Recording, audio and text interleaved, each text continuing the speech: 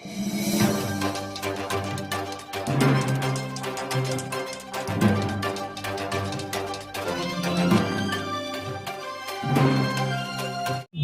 की हुकूमत आज पूरे मुल्क में सबसे बदनाम हुकूमत है, घूसखोर हुकूमत है, 40% कमीशन खाने वाली हुकूमत है, हिंदू मुसलमान को लड़ाने वाली हुकूमत है, खून खराबा फैलाने वाली हुकूमत है। महंगाई जितनी हुई है इससे लोग परेशान हैं, नौजवानों के हाथ को काम नहीं है। इस हुकूमत को करारा तमाचा लोग मारने वाले हैं। अगर वो अपने परफॉर्मेंस पर जिस तरीके से हुकूमत उन्होंने की है उसकी बात की जाए तो लोग इनको 5 मिनट में उठाकर नीचे फेंक दें विधानसभा की तीसरी फ्लोर से। तो इसीलिए ये लोग फिर वापस अपना फिरका परस्त एजेंडा लेकर आए हैं, हिंदू मुसलमान कर रहे हैं, मंदिर मस्जिद कह रहे हैं, हलाल हिजाब कह रहे हैं, और दूसरा कुछ नहीं है। मैं आवाम से ये अपील करना चाहता हूँ कि बीजेपी कितना भी, संघ परिवार कितना भी आपको भड़काए, आप उकसाए, आप खामोश रहें। ये हुकूमत बड़ी जलील होकर ये विधानसभा के तीसरे महाड़ी से, तीसरे मंजिल से नीचे उतरने वाली है। सर, आज यौम उर्दू का जश्न जो है समद हाउस में बज़्म निस्वान से मनाया जा रहा है। इस मौके पर मैं सारे उर्दूदान को मुबारकबाद देता हूँ, क्योंकि मेरी भी मादरी ज़बान उर्दू है। इस मौके पर बहुत सारे लोग जो है उर्दू की तरक्की के लिए कंट्रीब्यूट किए हैं, उनके नाम से जो है अवार्ड भी दिया गया।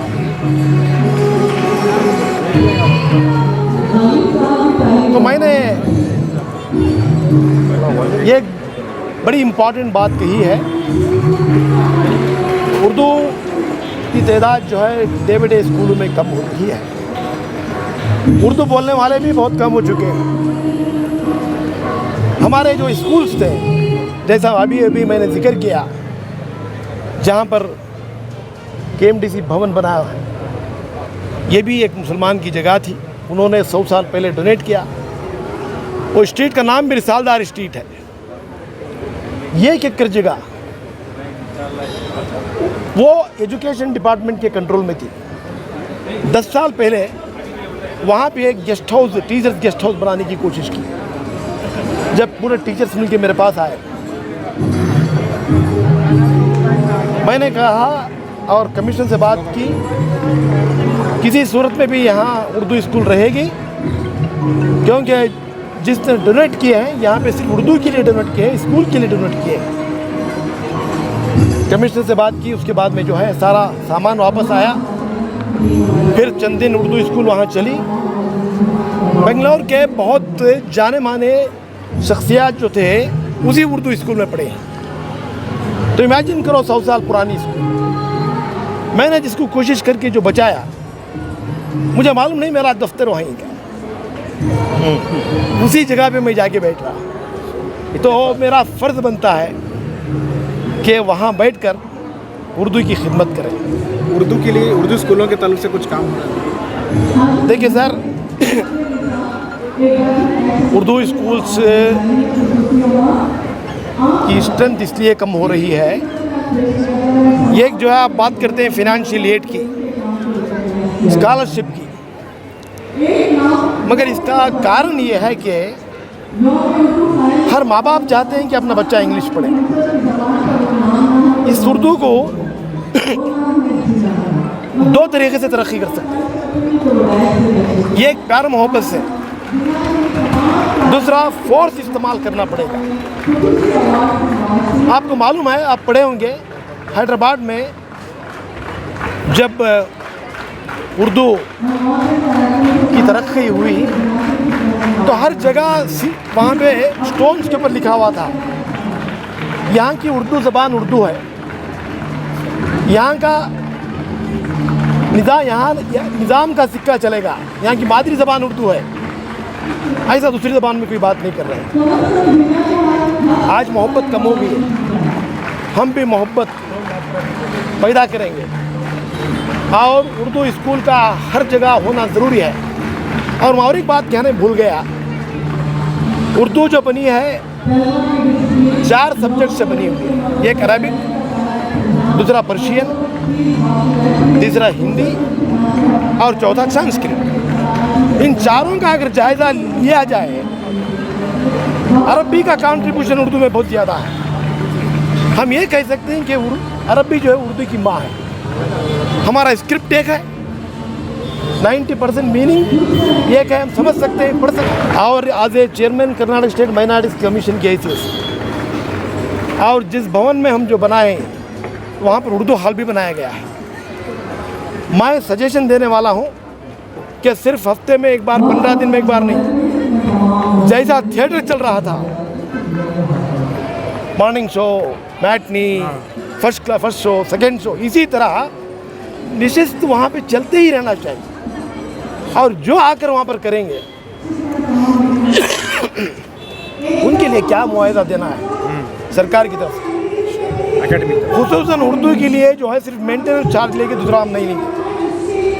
मैं भी इसमें शामिल हूँ, ये काम करके जो है उर्दू का फ़रोग़ देना, उर्दू की जो है तरक्की के लिए हमारे KMTC भवन से शुरू होगी और सारे बेंगलोर में फैलेगी और इंशाल्लाह सारी रियासत में फैलेगी। जब तक ये जान हमारे जिस्म में बाकी है, उर्दू के लिए हम काम करते रहें। सर देखिए, ये एक बात अगर आपको सच बताना है, नॉट पॉलिटिकल,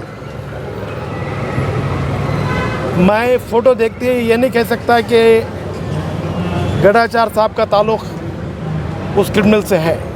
बहुत सारे लोग हमारे पास आते हैं, उनकी आरज़ू ये होती है अजीम साहब आपके साथ एक फ़ोटो ले लें। उसके चेहरे पर तो नहीं लिखा होता। हम क्या करते हैं, उसको खुश करने के लिए आओ भाई बोल के हम गले के ऊपर हाथ डालें। तुम इससे ये ट्रांसलेट नहीं कर सकते, ये नतीजा नहीं निकाल सकते ये अजीम साहब का दोस्त है। नहीं, ये पॉलिटिक्स में बहुत सारे लोग आते जाते रहते हैं, तो इसलिए ये ज़्यादा बड़ा चढ़ाकर, अगर इनका इन्वॉल्वमेंट किसी क्राइम में है, अगर कहीं ये क्राइम के अंदर ये अबेट किए हैं, उसको हेल्प करे हैं, तो आप कह सकते हैं कि आपने जो किया ठीक नहीं किया। Thank you. इस बार की ख़ास बात यह है कि इतनी मुश्किलों के बावजूद भी लोग आ गए और मंगल होने के बावजूद भी जंगल में मंगल बना। तो बस हमारे लिए तो उर्दू का ऐसा मामला है कि जितने लोग ज़्यादा जुड़ते जाएंगे उर्दू उतनी ही पॉपुलर होगी। बल्कि वो तो पॉपुलर है, लेकिन हम लोगों को उसके करीब जाना है।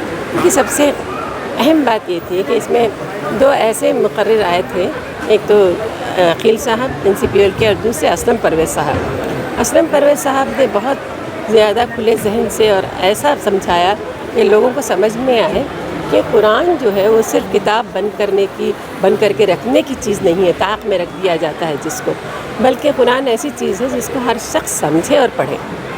यहाँ तक ये है कि अगर हम वाकई कुरान पढ़ने लगते हैं तो हमें महसूस होता है कि उसमें जो सहर है उससे हम अंदाज़ा लगा सकते हैं कि वो कैसा सहर है। वो सहर है इंसानियत का सहर है, वो सहर है मोहब्बत का सहर है। जब हम मानी समझते हैं तो दिल चाहता है कि और पढ़ें। जब माने ही नहीं समझते हैं तब भी देखिए क़िरात अच्छी लगती है, इसके लिए सुनते हैं, लेकिन सिर्फ क़िरात को सुनना और लफ्ज़ों को देखना और फातिहा के लिए पढ़ लेना या फिर आप उसकी तावीज़ बनाकर गले में डाल लें, तब भी तो उसका हो सकता है कि उसका अपनी जगह पे उसका फ़ायदा हो, लेकिन क्या उससे हम कोई सबक ले सकते हैं? या दूसरों को, जैसे आप कोई भी ज़बान का शख्स हो तो वो कैसे जानेगा, या कोई भी मज़हब का शख्स हो, हम क्या करते हैं कि हम इस्लाम को या मुसलमानों को या अपनी किताब को अपने लोगों में ही तशहीर करते हैं, अपने लोगों को ही बताते हैं।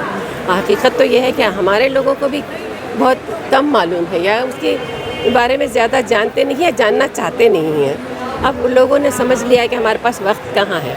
छोटा सा मैं सबके लिए एक टिप देना चाहती हूँ जो कि मैंने हमेशा से अपनाया, और मुझे लगता है कि वो चीज़ ऐसी है कि आप रोज़ाना ये सोचिए मत कि मुझे पारा ख़त्म करना है और मुझे कुरान पूरा कर लेना है। आप रोज़ाना 2 मिनट के लिए एक रुकू, एक आयत पढ़िए और उसको अच्छी तरह समझ लीजिए, लेकिन उसका एक मामूल बना लीजिए कि रोज़ाना आपको ये काम करना है। तब देखिएगा कि चाहे 2 साल सही, लेकिन जैसे जैसे आप आगे बढ़ेंगे वो 2 रुकू नहीं रुकेंगे, आपको मतलब जानने की और ख्वाहिश होगी और आप जल्द अज जल्द बहुत कुछ जान सकेंगे। ये अवार्ड जो दिए गए उसके बारे जी में बताएं। हाँ, कैसे अवार्ड्स सिलेक्शन किया गया? अवार्ड्स का सिलेक्शन देखिए हमारे यहाँ पे हालांकि बहुत छोटा अवार्ड देते हैं हम, लेकिन हर शख्स उसका ख्वाहिशमंद होता है। उसकी वजह यह है कि हम ढूंढते हैं लोगों को, यानी वो आदमी जो उर्दू में खिदमत कर रहा है, ऐसा शख्स जिसको ना अवार्ड की तमन्ना है और ना ही वो कोई कहीं प्रोफेसर लगा हुआ है या कहीं अखबार में है, ऐसी कोई बात नहीं होती है। उसके बावजूद वो जाता है अपने तौर पर, लोगों में किताबें तकसीम करता है या लोगों के पास बैठ के सुनता है या पढ़ाता है या ये देखता है कि उर्दू के मसाइल क्या हैं, ये जानता है कि उसके पास निसाब में किताबें आई है या नहीं है। तो इसी तरह के हमने पिछली बार भी जो अवार्ड दिए थे उसमें कोई शख्स ऐसा था जिसने उर्दू में हमेशा खतूत लिखे थे, चक उर्दू में लिखता था, और एक शख्स ऐसा था जिसने वानमबड़ी से लिया था, वहाँ पर कोई बात नहीं थी।